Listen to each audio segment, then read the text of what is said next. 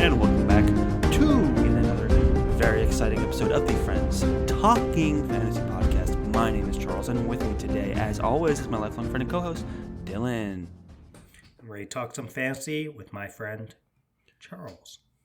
I am ready to talk some fantasy with my friend as well, Dylan, and not just any fantasy today, because today we are continuing our discussion of the Powder Mage Trilogy with the second book in the series, The Crimson Campaign by Brian McClellan.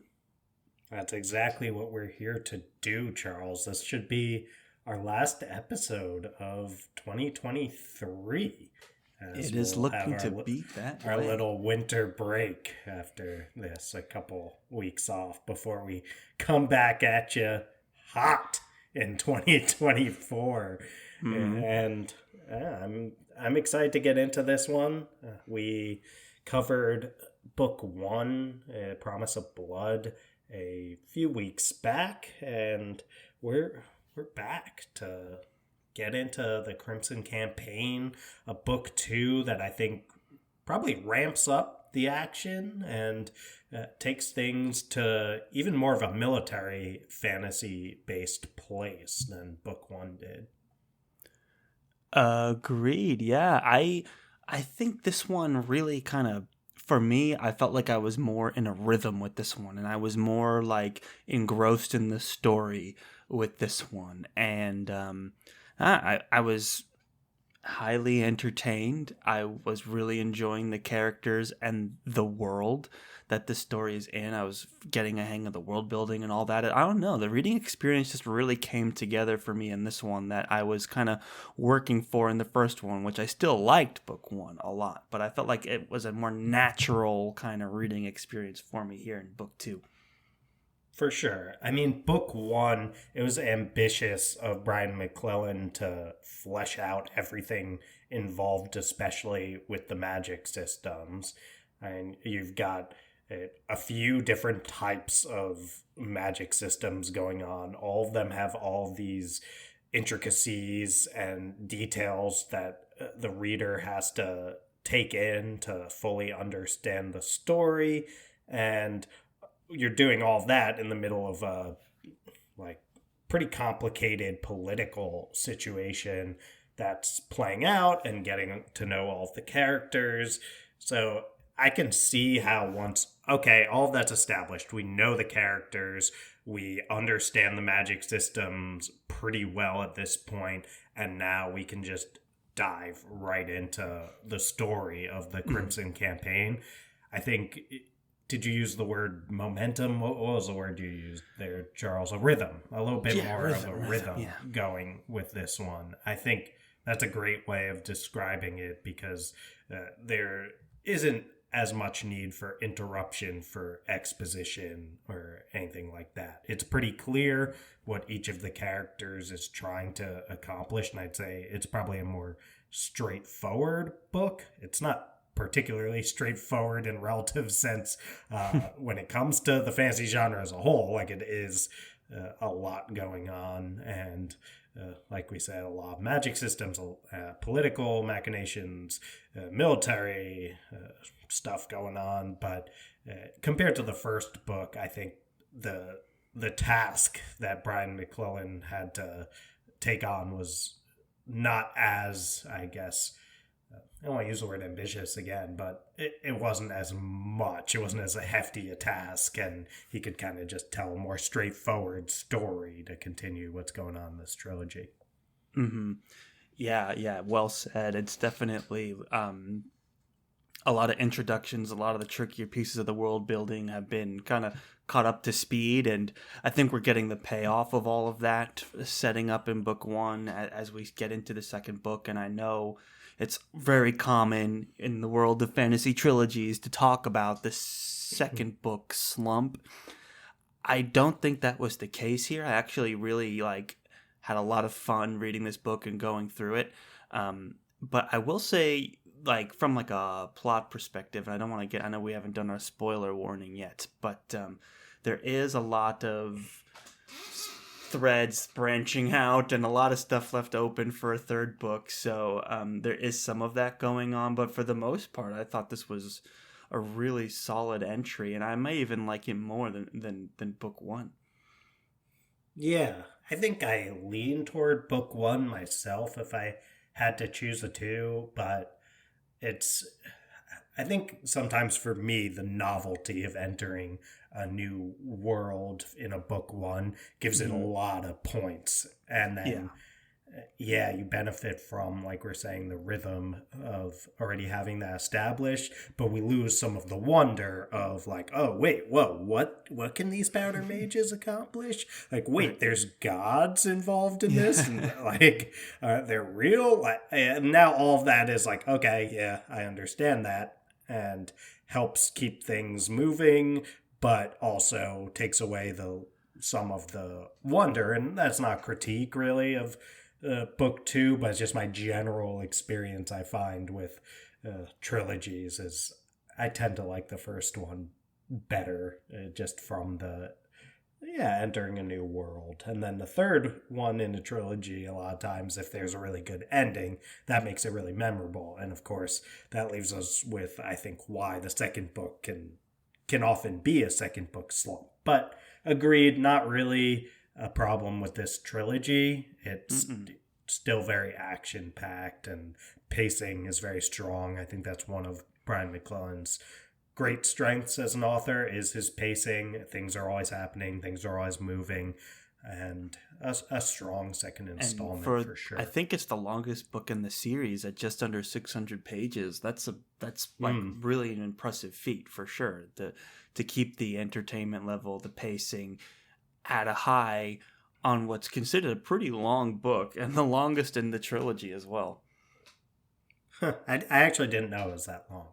And so I Kindled and audiobooked this one, some of each, and actually didn't know the length. And if you told me it was 500 flat, then I would have believed you. So that's credit to Brian McClellan. That's always something that we'll say is if we happen to audiobook a book or to Kindle read a book, we'll always be like, impressed if we come away and we're surprised by the page length. That we always talk about Sarah El Arifi's The Final Strife, which is a fantastic book that we got the advanced copies of. So we're reading it before it came out, and it was like we definitely did not know the page length. We were just reading it on Kindle. And I remember when I told Charles how long that one was, we both thought it was like a couple hundred pages shorter. So that's and we absolutely love that book. But whenever that's the case, you know the pacing was really strong. Well said. I cannot agree more. Well, I think it's time to really get into the spoilers. No doubt we both enjoyed this book. The second in the trilogy, highly recommend, obviously. I think we really got to get into it, but before we can do that, we need one of your famous spoiler warnings. Definitely, Charles. Well, for those of you who haven't yet read the second book in the Powder Mage Trilogy, that's the Crimson Campaign, then now's probably a good time to turn this down in your headphones because we're going to get into the deep depths of spoiler territory. But you're safe here if you haven't yet read book 3 or finished the trilogy because we won't be spoiling any of that in this episode. Well said, Dylan. We are now into the spoiler zone, and lots of ways we can approach talking about this book. Lots of different characters and settings and plot lines and this and that we could get into. But I think where we gotta kind of bring it first is with Tanis. I keep wanting to say, when I read it, I want to say Tomas, but I know from the audiobooks that he calls him Tanis. So I gotta say Tanis. Tomas makes him sound like he's Latin. It's one of those things, too, where you kind of have to say Field Marshal Tamis. Like, you have to give him the full... Just saying Tamis is like, wait, like, something feels missing here. It's always Field Marshal Tamas. Yeah, Field Marshal Yeah, Tamas. Charles, where should we start when it comes to Field Marshal Tamas? Well, he had a very, like, pretty much straightforward, you kind of mentioned it in the beginning, arc in this one, where it was right after the invasion of Kez kind of ends in disaster in the last book, and then now they're kind of like behind enemy lines, just trying to stay ahead of the army and make their way back to the border, in what the back of the book describes as a reckless march through northern Kez. So what's interesting to me about that one is he's completely isolated from Taniel, and he's completely isolated from the rest of the crew, and he's just in like the wild, and he is like running, and they're like not eating meals, they're eating the horses, they can't stop to rest. I found it like to be a really interesting kind of plot arc for your main character, where it's very, very kind of confined into, we're being chased by a greater force in behind enemy lines, we've got to stay on the move. And you really see Field Marshal Tanis's ingenuity, because it can, here's someone who you could write all kinds of tropes about nobility and leaders just sitting on their high horse and not doing anything, and here's Field Marshal Tanis like in the thick of it, leading by example, like eating horse with everyone else and just like fighting for his life, very scrappy. And I don't know, I found myself more kind of endeared to Tanis, and I just really enjoyed the simplicity of the arc. Yeah, there's a big reason why I said this was a lot more straightforward military fantasy, because Tanis's whole arc is basically like you're saying, he's behind enemy lines and he's fighting to survive. And there's a little bit of, on top of that, wanting to take down Duke Nikoslas. Yeah, that's a tough one. Nikoslas, I can't. That's a tough one for me to say. But yeah, he's still, by the end, that's a focus of his. It's an interesting resolution to that, where it was kind of grimdark feeling, where he finally gets to the guy who's killed his wife and caused him all of these issues, and we've been building this up for 2 books now, 2 pretty long books, and then he just finds him dead in a ditch, like he broke his neck and drowned.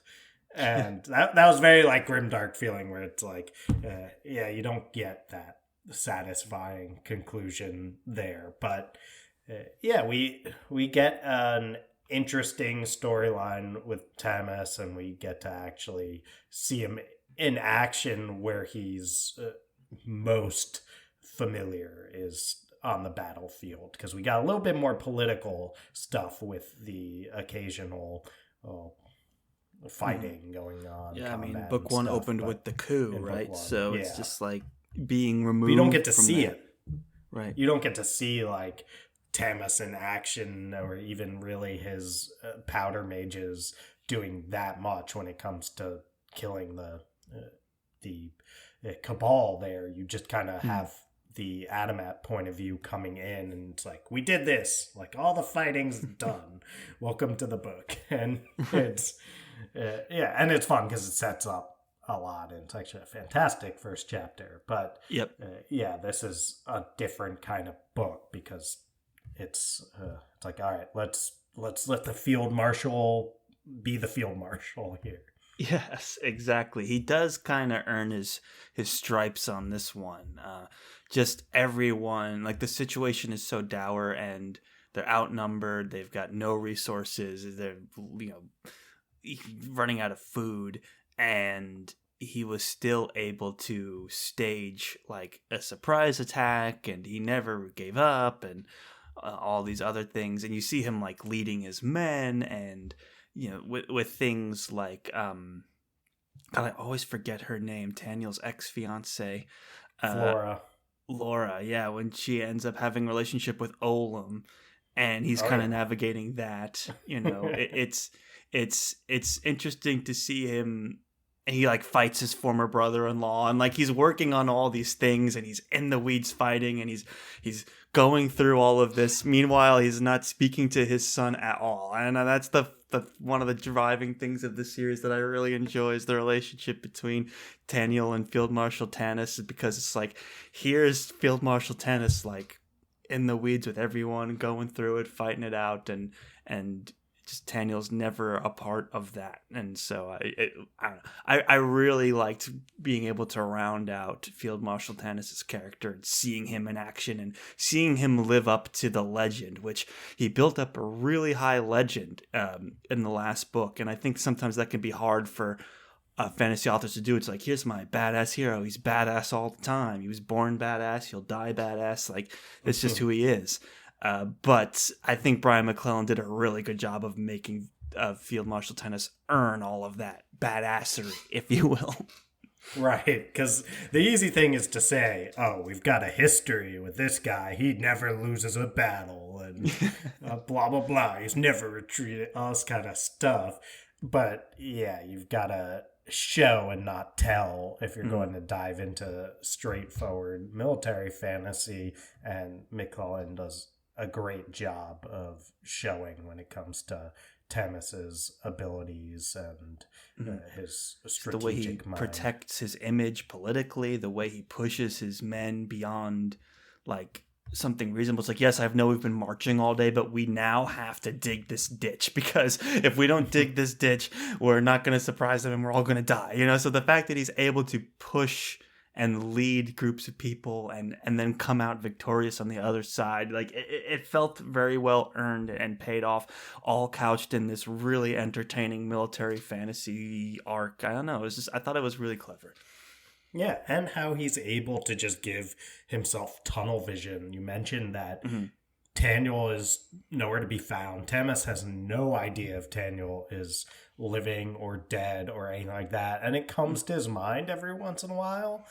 But at the end of the day, he's like, well, there's not anything I can do about that at this moment. So I'm just going to focus on what I can control. And that's coming up with the best strategy and tactics, and sometimes just getting out there and fighting himself. And he's got some other people around him. You mentioned Flora. There's also like Andrea. There's some other characters, but I think they all take a huge backseat to Tanis in this. Like, there's not really a second character that gets fleshed out so much in this this entire I would say it's probably about a third of the story that Tanis gets. I'd say right, and then you're splitting the other 2/3 between Adamat, Daniel, and Nyla.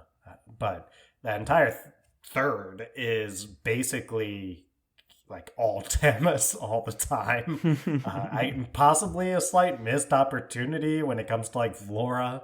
Like, Flora is this character that we kind of think, because of her abilities and her place in the story and all that kind of stuff, that like she should be a fleshed out, like, interesting, good character, but just never really quite happens. Like, I don't know. I have a few theories as to why, but yeah, I don't know. It's all Tanis all the time, and it could be a lot worse than that.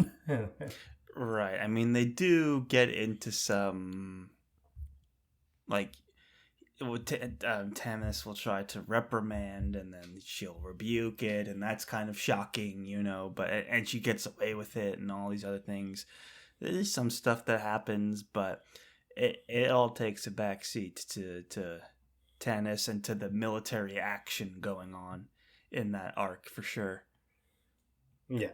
I mean, she starts, I don't know if they're dating or just getting sexually involved or whatever, but her and Olam, and she does give her monologue about how she's been slut shamed and stuff, but I don't know, just something missing with Flora as a character.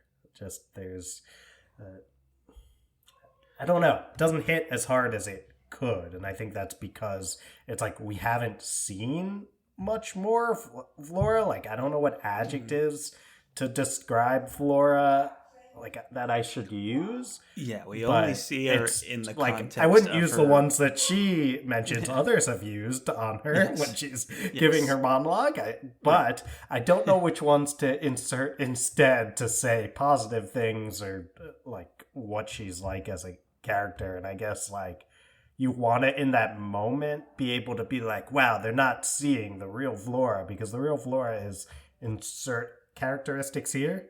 And yeah, you could say she's headstrong or what have you, but we don't see a ton of that. And then she just, like, ends up getting held hostage sort of briefly and toward the end. And Mhm. I don't know, she just always kind of feels like she's servicing the plot more than she's actually a driver in anything. Well, that's I got some Flora critiques in this, Yeah, but I think the main weakness to her character is it's always kind of couched in her relationships with other characters, mostly like romantic relationships with other characters or lack thereof.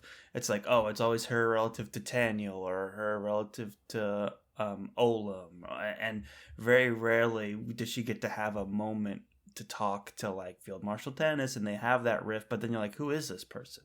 Like that, so for that reason I can see why she may be a little less developed. She's not a POV character or anything like that. Like, her behaviors and stuff are not the focus to any plot, really. Like, whether she's in a relationship with Olam or not doesn't really matter to anything. So it's just like she's just kind of around right now, and that's fine, I suppose. Yeah, I mean, it's always just like, okay, well, she's getting involved in a relationship to Olam, but why are we supposed to care? It's because, like, Temus is mad because she was supposed to be his, like, daughter-in-law and give him grandchildren. Like, that's the focus of it. And do get, I don't want to take away from Brian McClellan. They does give her that monologue where we do get her side of things, but again, yeah, we need more understanding of the character coming into that to fully drive it home. But yeah, it's the most memorable moment for Flora. That's something. For sure.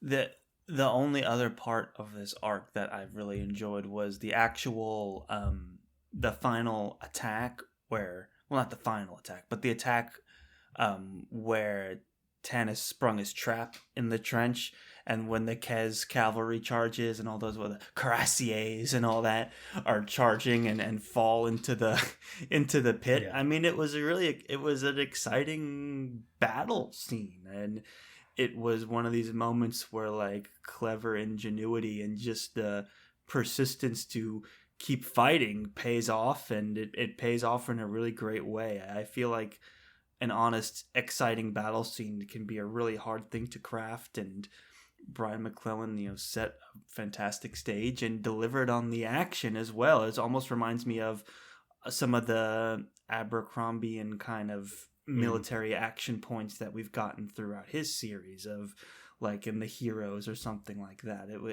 Where you're getting the excitement, you're getting the energy. It's kind of a balance of entertainment with some of that grimdark kind of blood and guts and action in there, like the details in which he chooses to present the battle in.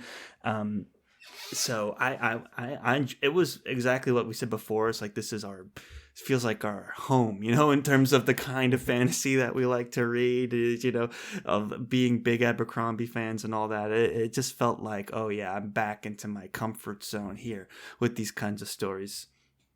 Definitely. We're back in our comfort zone. Tamas was back in his comfort zone, and all was right with the world in those chapters. Bayon was an interesting character too. But who's out of the comfort zone? Who's out of their comfort zone during pretty much all of this book, I would say, is Taniel.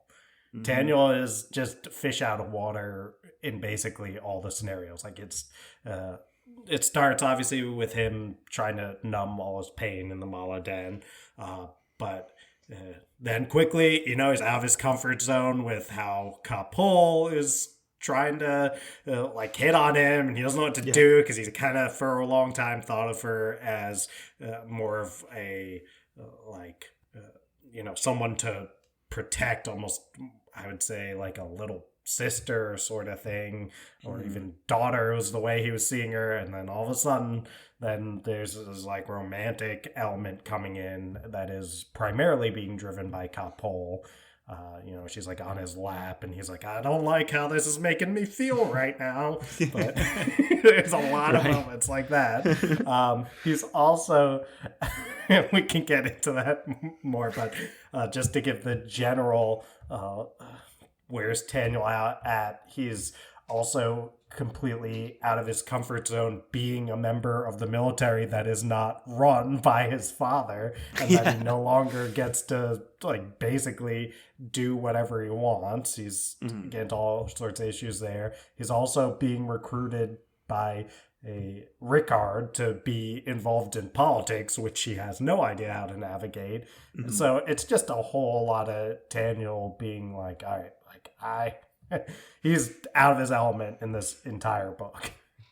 Yeah, and that it was interesting to kind of compare his kind of separation from the army, and I come back to the relationship with his dad, which they were never really that close, but you get to see how Taniel's role in the army was really like how he saw his relationship with his father, and when all that was taken away, he really collapsed. And I thought that was cleverly done by Brian McClellan. He never straight up was being like, oh, see what I'm doing, but he was definitely building the character of Taniel as someone who finds like meaning and direction and purpose in essentially killing, but then you can see like his loyalty to the army, his feelings for Karpol, like his really how it's all wrapped up in his daddy issues as well. It's kind of really interesting to see him hit rock bottom and climb his way up in this book.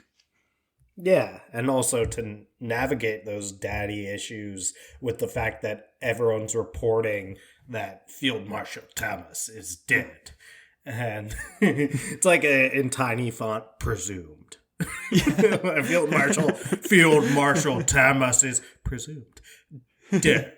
Field Marshal Thomas is dead, asterisk, flip to the end, bottom asterisk, presumed. Yeah. But there's a lot of that to go around as people dealing with the presumed death of Field Marshal Thomas, and it's a confusing time for Taniel, because I think it's one of those things where he's like, even if I didn't really like my dad that much, like he can't even really process the idea that this like superhero of a man could die. And it's interesting to see him try to deal with the emotional and grief related fallout, in addition to, of course, the very literal issues that, like concrete issues that happen because Field Marshal Thomas has been protecting him this entire time.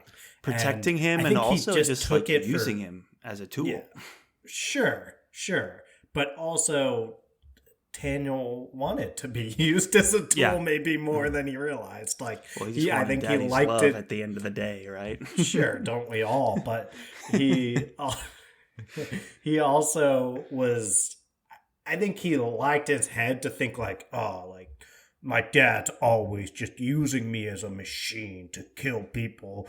And then as soon as his dad is out of there and not able to do that, he's like, I liked it a lot better when my dad was using me as a machine to kill people. Because he did, I think, have a little bit more, I guess, autonomy over what he would end up deciding to do. Over, like, Thomas, sure, did he tell Taniel, like, go kill Bo? The last book? Yes. Yeah. Did he kill Bo? No. Did anything bad happen to Taniel by not actually doing exactly what Thomas said? No, nothing really bad happened. And I think that's the thing at the end of the day is Daniel had free reign to kind of do whatever he wanted, and at worst, it was like, Daddy's gonna scold you. And now he has to deal with things that are a lot worse than Daddy scolding you. He has to get like which would happen to any other soldier in the army. Yeah, where exactly. Like, if you're insubordinate, you're going to get brought up on charges. You're going to get court-martialed, you know, he was which happens to him almost immediately. Yeah, exactly. It's like, oh yeah, Daniel, if you act like you've been acting for your entire life, all of a sudden everything is against the rules of the army, and you're gonna get court-martialed, kid. Yeah, and it's good to see because you when you compare it to Field Marshal Tanis's arc, where he is large and in charge and living up to the legend in a lot of ways, and then you get to Taniel Two Shot, who is also kind of a legend, but you see he's not quite at that level of like being in command, like assuming command and all that other stuff. He's just kind of still early in his career, and he's still bumbling through the politics, and he thinks he can just bulldoze over generals, and it's not working out. So it's kind of fun to watch him and see if he'll kind of live up to his dad's reputation or not. And some of these challenges I think were really interesting because it's him having to navigate authority and him having to navigate politics. And even though all the common soldiers like him and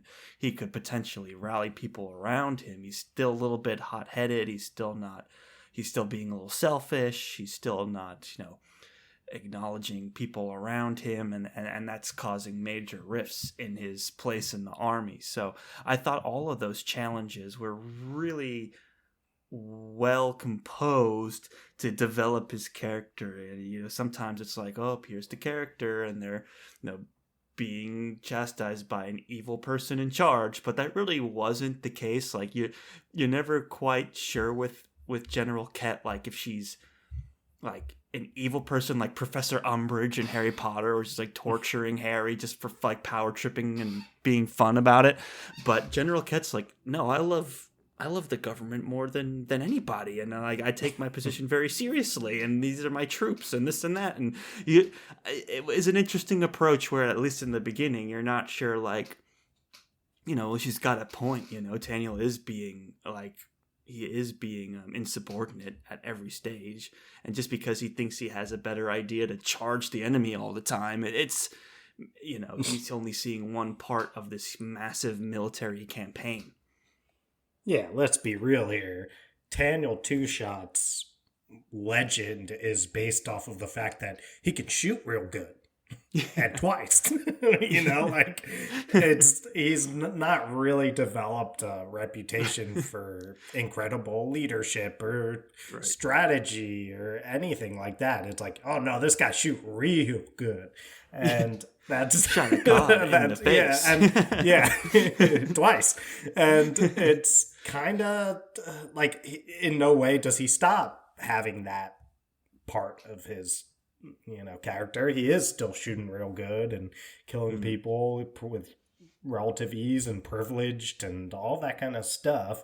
Wardens, like, if anything, he gotta level up in some way by whatever happened to him by nature of his interaction with Kresimir. Like, he became some sort of god-touched creature that is different from just being a powder mage. So he's doing some things that are pretty incredible. Like when he kills they have this added element now to the magic systems, which is they call them black wardens, right? Which is the powder mages turned into wardens, and he's able to kill them. That's pretty hard to do. He kills them in pretty intense fashion, doesn't he?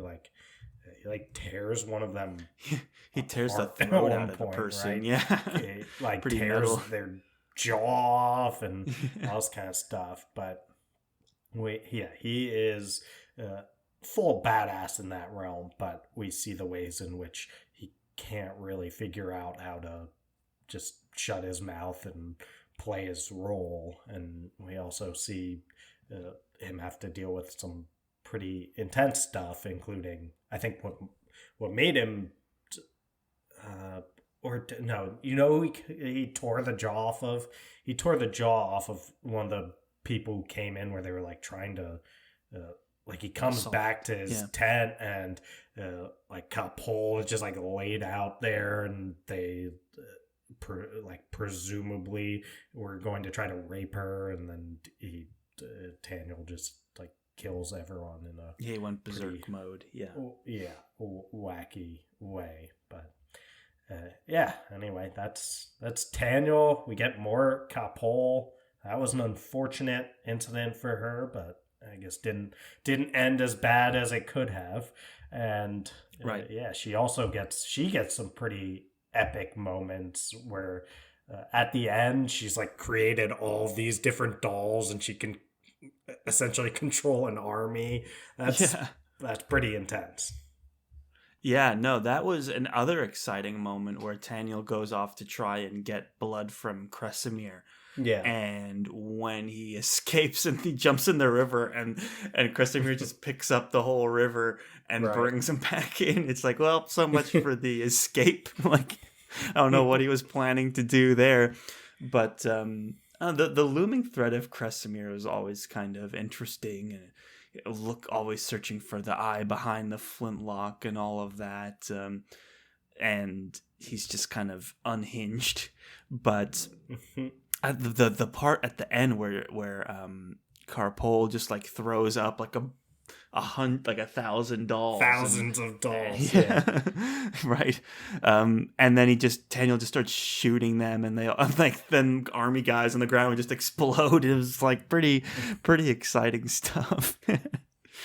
And then you really get, because you're always told like, oh, she's a powerful sorceress, but now she's like doing stuff at a much higher magnitude than we've ever seen her do before, which made for a very exciting climax of this book.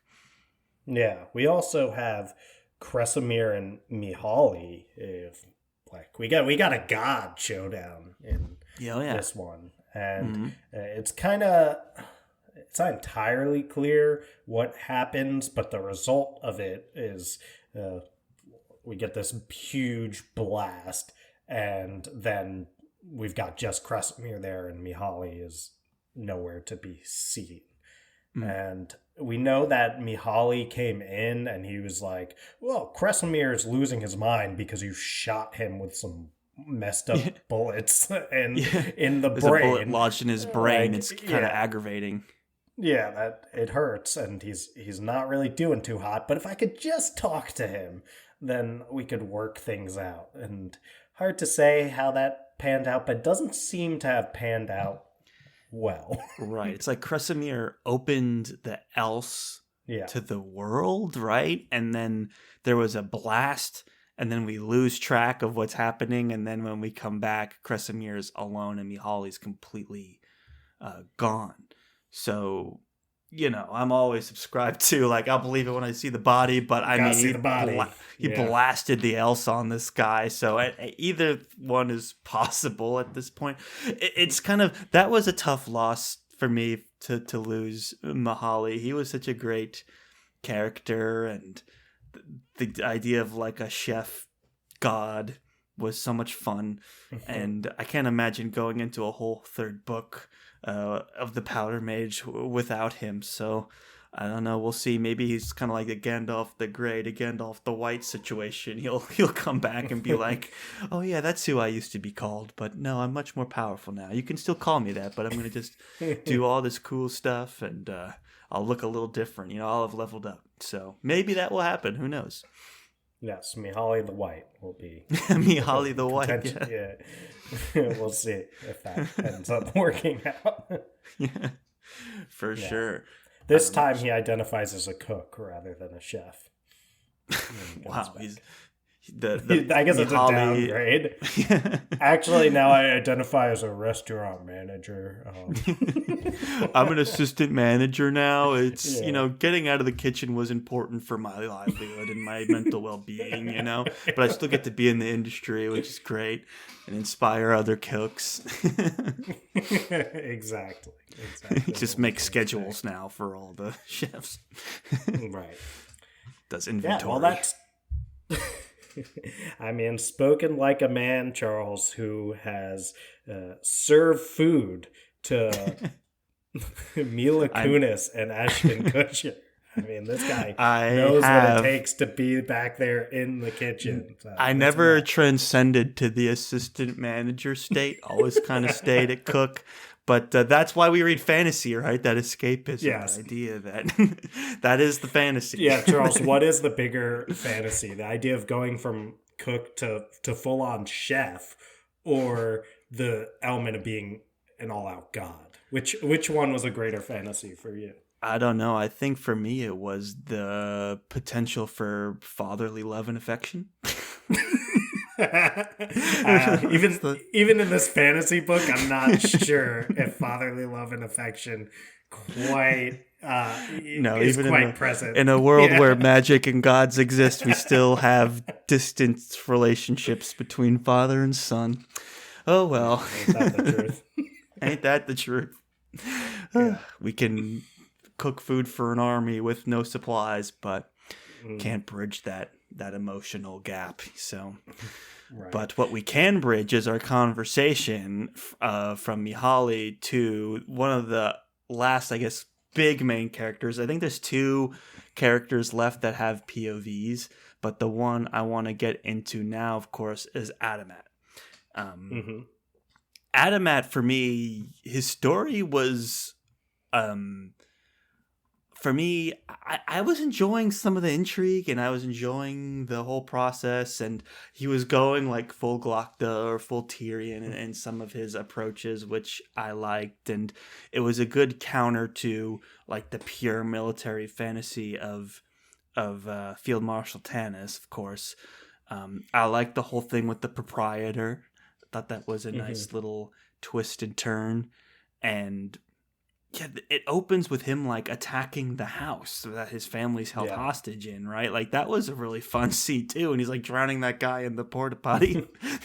Kind of what I like about Adamat's second book storyline is he's just gotten completely unhinged compared to he was kind of more mild mannered in the first book, and you kind of have him more as the everyman coming in, and he's like, oh my god, like what has Field Marshal Thomas done? I'm just a like retired inspector, how can I be wrapped up in all this? And now he's like, yeah, waterboarding people in porta potties, and he's like, he's kind of gone off the deep end, and his tactics have gotten a lot more just like physical. Like we're just gonna break in there, and we're gonna try to kill this guy. And you've got some interesting stuff play out in his storyline. We also. We have physical distance between father and son in this one, not just emotional distance. Although I guess we got physical in the other book too. We know that his son has been sold off into slavery, and the son had some sort of powder mage abilities. Don't really get too deep into that, and we also get Bo in this storyline. Bo and Adamat goes to in like the second half of this, Bo really gets some development, which I wasn't expecting. I like Bo. He's like right up there, just short of like POV status now, the amount of attention we got on Bo. Yeah. And I was here for it, you got him a little bit in the first book in his relationship with Taniel, and then now like the scenes where you can tell that Adamat, who was once, like you said, very proper, very procedural, worked for the police, he was an investigator. Now he's got no boss really, he's got no mission or case. He's just like on his own. He's pulling at whatever resources he can grab at. He's playing a little fast and loose and a little reckless with the powers that be. He's gonna blackmail the proprietor, and he's gonna stake out one of the safe houses, and he's gonna release Bo.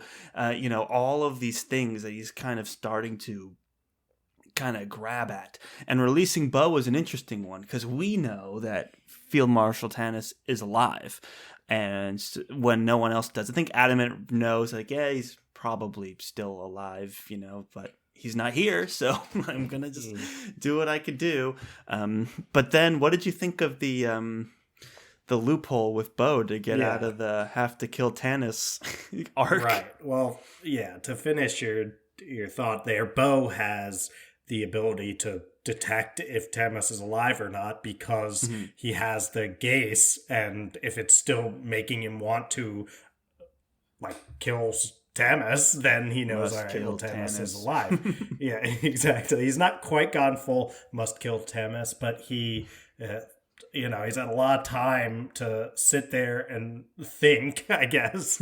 And he was like, wait, what if I just go and kill the executioner? Like, technically, I am avenging the king because that's the guy who killed him. And it works.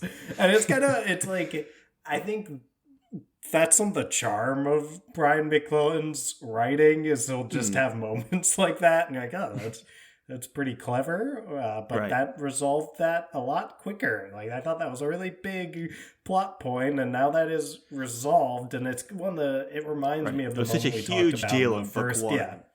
Right. In the first book we talked about, there's that character that right after Field Marshal Thomas executes the king and all kind of stuff. There's this royalist faction, and there's that guy that I now can't remember the name of, who it's like, oh yeah, like he's just as good a commander as Tamis, like he's so formidable, but he's also a royalist, and they respect each other. And watch out when those two, like it's barely memorable now, but like it's like, oh, watch out, those two are gonna fight, and who knows who could win. And you think this is like, all right, there's going to be a through line throughout the whole book now. And then that guy just gets killed in an explosion like really quickly, and that whole thing is resolved. I don't know. McClellan has a habit of kind of subverting your expectations in some of these things. Right. And this one was kind of funny. And it's like, I guess it does make sense. Like, how's the charm going to really discern between like who was responsible versus who literally murdered the person? So it's kind of like, what? I buy it. Right. That's pretty good. And if we're gonna bring Bo into the mix, like, we can't be constantly having to be like, oh, he's suppressing the urge to kill, like, and then now Tim, like, it doesn't work. So it's kind of a fun, grim, dark moment. And then they do the whole thing where they go to the guy's house. You have no idea what's happening. He's like bringing the guy out and then kills him all of a sudden. And then he's like, oh, it worked. It's like, I didn't know if it would work or not, but I thought it was worth a try. Right. We didn't get full Bo Manchurian Candidate, unfortunately, like end of Zoolander, like... End of must kill where he has to kill the prime minister, like, of Tibet or whatever. But why male models? God, I haven't seen that in a while. But why members of the royal cabal? So we get Bo kind of working through that pretty quickly, and I mean, I think Bo gets like a couple of the most interesting moments or most memorable moments. There's also Vitas, who's a guy who has been a big deal and a big problem for a lot of our characters, both especially Adamat and Nyla throughout the first couple books. Bo just goes like savage on this guy's ass. Like, he's like yelling at him like, oh, are you one of those kids that like tore the wings off of insects? The guy's like not answering him because like, what are you talking about? And then he's just like, I bet you were. And he just like tears his arms off of him. It's like, oh my god, like, this guy's talking about unhinged. Like, that guy made Adamat look like tame again. Yeah, Bo's an interesting character because he's very charismatic and he's saving the day and he's young and he's, friends with Taniel, but he's also like got this unchecked power about him, and has no problems killing people and just torturing certain people, and maybe they deserve it from time to time, but it's definitely that grim, dark mentality. And that torture scene was pretty wild stuff. Yeah, that's one of those moments. Like, I read this series like 7 years ago or something like that. And I was like, that's one of those moments that sticks with you. Yeah, remember when Bo just like tore that guy's arms off? And it's also, yeah, the idea that we didn't talk about this too much with the executioner thing. It's like, that guy was innocent. Like, that guy, all he did was his job. And Right. Bo just goes in with zero qualms, just kills him. Just like, oh, well, that solves that problem. He also, yeah, plays a key role in helping Nyla discover her powers, which he does by slapping her, which Hey, if it works, it works. But yeah, the Yeah. Nyla arc was interesting. This one took a while to get cooking, but it finally got a little spicy towards the end, where she's able to tap into the else without the use of gloves, which she's the only person beyond Kresimir and Mihaly that are known to be able to do that. So that sets up an interesting premise for her. But until then, we get her just being kidnapped and then saved and then kidnapped and then saved again, right? That's kind of how it went. essentially, yeah, and blushing when she was near Bo and being like, "I hear they Who have wouldn't, strong sexual appetites, but I'm just a laundress." And it's some I'm a of that laundress. going around. Yeah, I'm a shepherd from the two rivers. Exactly. Yeah. No, it was definitely a slow burn getting to that fire in her hand, because it's just not a lot going on for her besides being this passive victim in all of her situations. And we get a lot of moments from Nyla leading up to the moment where we hope things are gonna change and she'll get more agency and power. But we just get a lot of her, she thinks about taking action all the time. Like, she's always thinking if I got the opportunity and this guy got a little bit closer to me, I'd stab him in the neck. But she never actually does any of those things. She just thinks about it a lot. And, right? She was gonna kill Tanis theoretically in the first book, but there's always some reason why she doesn't do all these things. So it's in theory, I think Brian McClellan was trying to make her this feisty character who is more than meets the eye and has this kind of savage side to her as well. We never see any of that in practice. It's all in her head.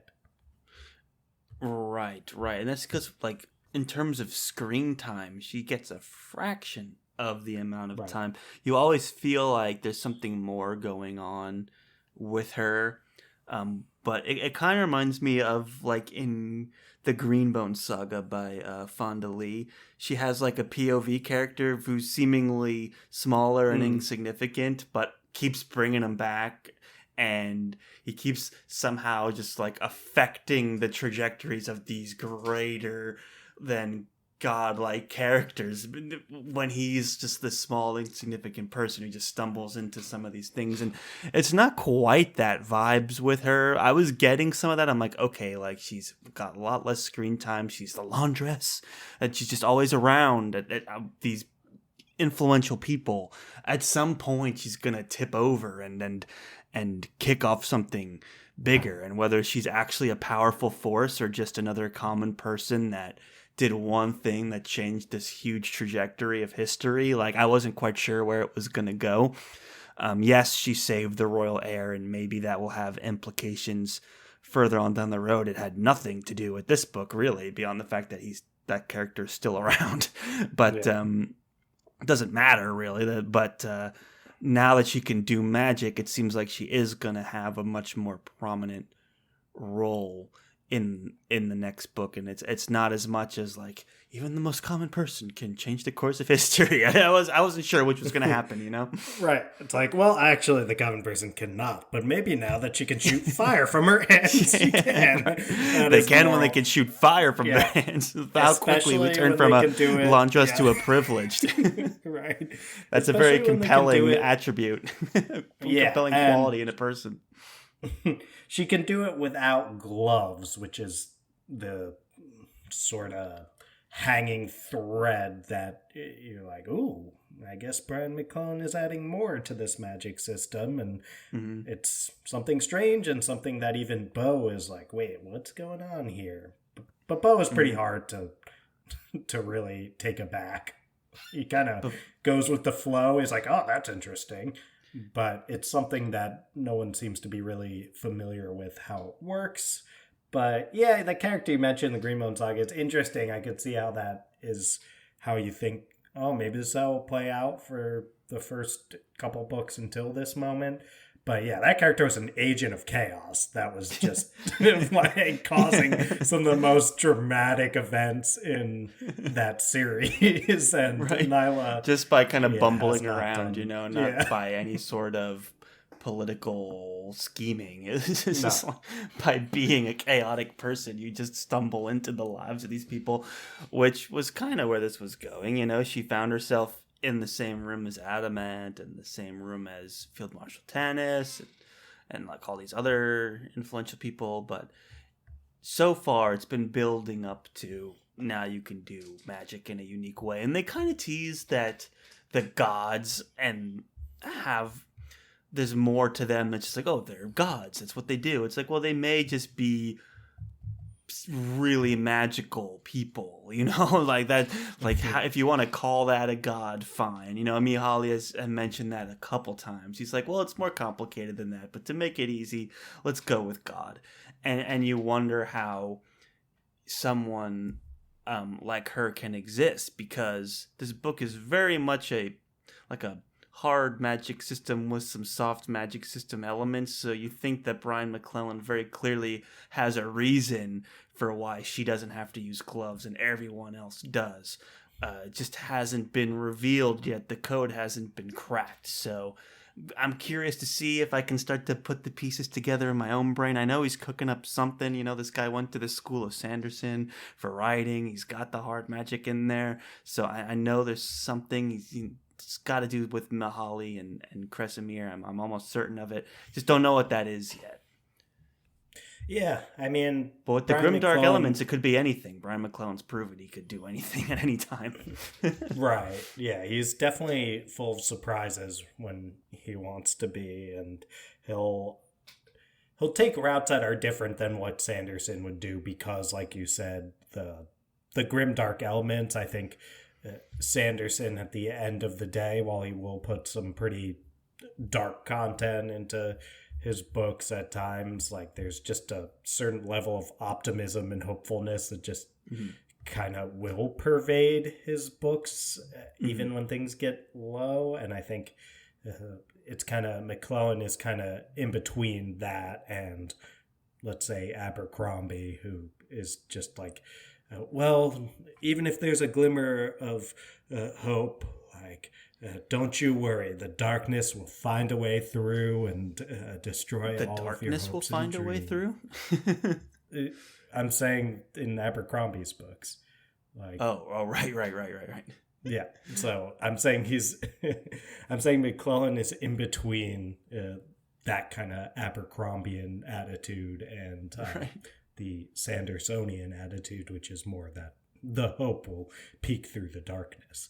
And I think that makes him a wild card when you're reading this series and you're like, I don't know where this is going to go, but I think you do have to have that trust. Like you said, he's from the school of Sanderson, and when it comes to the methodical way of plotting and coming up with ways to deal with the conflicts and provide a satisfying conclusion to them, I think McClellan has probably built that trust for you at this point. And I think he's done it for me as well.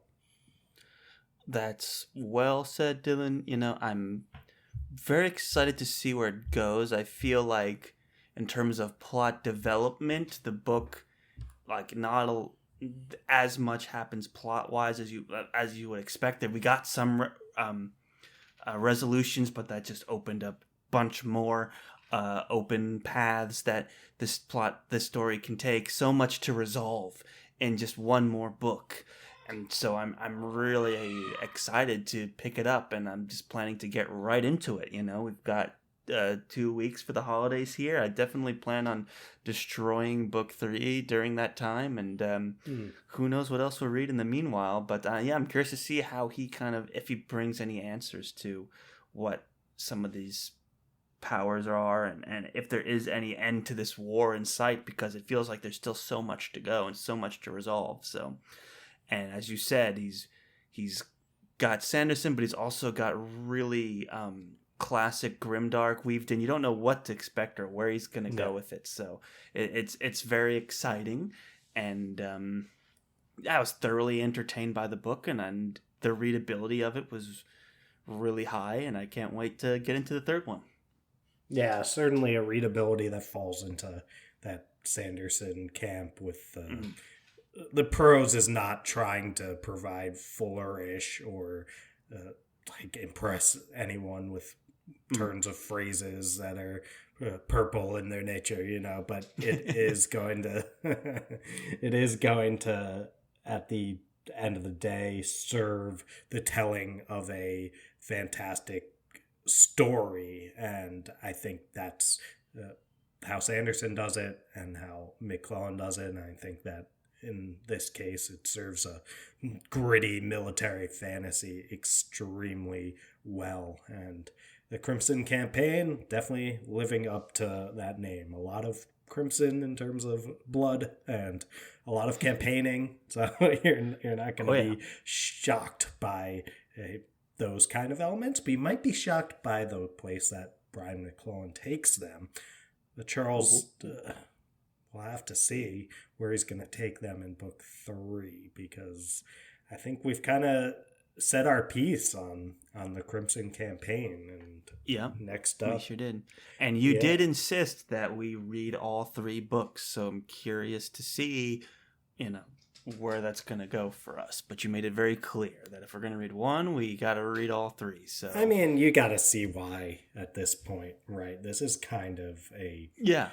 I mean, book 2, I would say better than book 1. I have no problem saying that. I know you kind of disagree, and I understand that. But for me, my experience of reading, I'll say, was better in this one than the first one. The first one wasn't bad at all. I just felt myself being a little like... Wait, there's wardens. I'm just picturing like a bunch of Frankensteins running around fighting. Like they are. like wearing top hat, like a Frankenstein combined with Abe Lincoln. That's what I'm picturing when I see wardens running around. Like they got the top hats and like the green skin, and they're kind of all Frankenstein together, but they're tall. This is like a really. But anyway, I'm interested and can't wait to see how it all wraps up. So I think, Dylan, there's not much left to do here. Any final words before we go into the outro? My final words are just, let's get that sweet, sweet outro music pumping, Charles. All right, here we go. Thank you, everyone, one and all, for listening to yet another very exciting episode of the Friends Talking Fantasy podcast. If you like what you heard today and you want to support the show, go give us some love over on the socials. That's at the FTF Podcast on Instagram and at the FTF Podcast with a number 1 at the end on Twitter. Now, Dylan, if they like what they heard today and they want to support the show even more than following us and engaging with us over on the socials, what can they do? Toss 5 stars to our podcast, which you can do over on Spotify. Just 2 clicks at the top of the Friends Talking Fantasy podcast feed, and it helps us so much when you do that. You can also rate and review on Apple Podcasts. When you write a review, you say nice things about us, that always puts a smile on my face and presumably on Charles's face as well. Much like Tamas presumed dead, Charles presumed smiling. Presumed has been confirmed. Right. Smiling has taken place, and that's because of all of you. Thank you all so much for listening all the way to the end. In the second book in a trilogy, man, you guys are awesome. Thank you. Have a happy end of the year. We'll see you in 2024, right? There we go. See you next year. See Isn't it you next annoying when people do year. that? Oh, another Like- year in the books, as they say, huh? In the books, because we talk about books. in the books. So we hope But you just have a listening is more than enough. Always more than enough, guys. Thank you. You guys are awesome. And as always, go forth and conquer, friends. See you next year.